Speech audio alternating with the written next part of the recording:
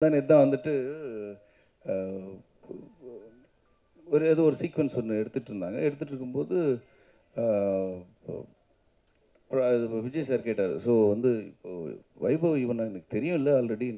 ஆமாம்மா, நீங்கள் அந்த சீனில் வந்து பார்த்ததுக்கப்புறம் இவனை இங்கே பார்த்தது உங்களுக்கு ஒரு மாதிரி தெரியும் அப்படின்ட்டு அப்படியே பிளாங்காக நின்றுருந்தேன் நான்.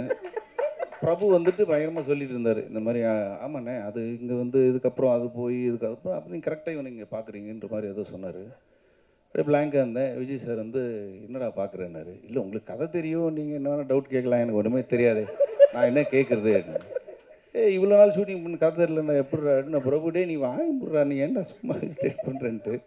ஸோ அந்தளவுக்கு தான் எனக்கு கதை தெரியும். பட்டு ஒன்று தெரியும், பயங்கரமாக வருது. இல்லை அதில் ஒரு டவுட் இருக்குது.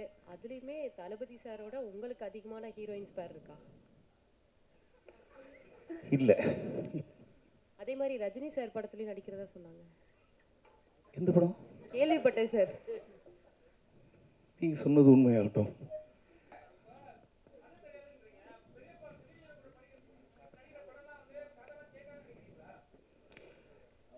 அப்படி இல்லை, ஓரளவுக்கு இப்போ வெங்கட் பிரபு ஃபர்ஸ்ட்லேருந்து அவர் கதை சொன்னதில்லை இது வரலும். கேட்டால் வந்து எனக்கே தெரியலடா அப்படின்னு தான் சொல்லுவார் அவர்.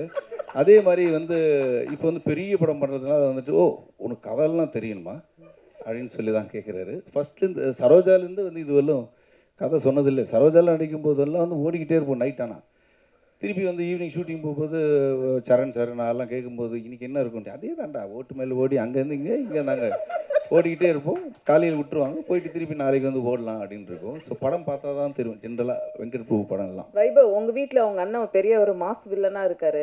இந்த வண்டி வரும்போது பிக்கப் உங்களுக்கு வண்டி பிக்கப் பண்ண வருமா இல்லை அவருக்கு? இல்லை, அது ஆச்சு, ரீசெண்டாக ஆச்சு. கொஞ்ச நாள் நடுவில் அப்படியே வந்து சும்மா வீட்டில் உட்காந்து டிவி பார்க்கும்போது வந்து கார் வந்திருக்குன்னாங்க. கார் வந்திருக்கா, நம்மளுக்கு யாரும் சொல்லவே இல்லையா அப்படின்னு பார்த்துட்டு இருந்தேன். சரி, ஒரு நம்பிக்கையில் தான் போனேன். யாரோ ஒருத்தர் அடித்தார் கதை சொல்லணுன்ட்டு, அவரு வந்திருப்பார் போல இருக்குது அப்படின்னு கீழே போனேன். பார்த்தா இவன் மேக்கப்பு கிட்லாம் எடுத்துக்கிட்டு ஷூட்டிங் போயிட்டு இருந்தான்.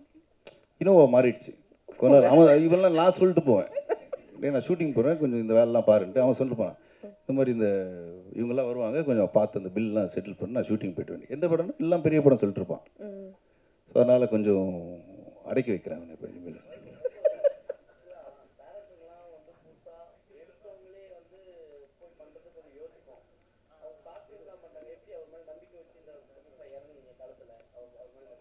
அதுதான் இன்னைக்கு தான் தெரியுது எனக்கு அவர் ஷார்ட் ஃபிலிம்ல இருந்து வந்திருக்காருன்ட்டு.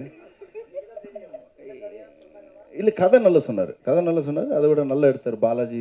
இப்போ நல்லா சொன்னார், அதை விட பெட்டராக எடுத்திருக்கார் படம். பேசிக்காக நிறைய ஃபஸ்ட் டைம் டைரக்டர்ஸோடு தான் ஒர்க் பண்ணியிருக்கேன். ஸோ அவங்களோட சொல்கிற நரேஷன்லேயே தெரிஞ்சிடும் எப்படி நல்லா எடுப்பாங்களா இல்லையான்ட்டு.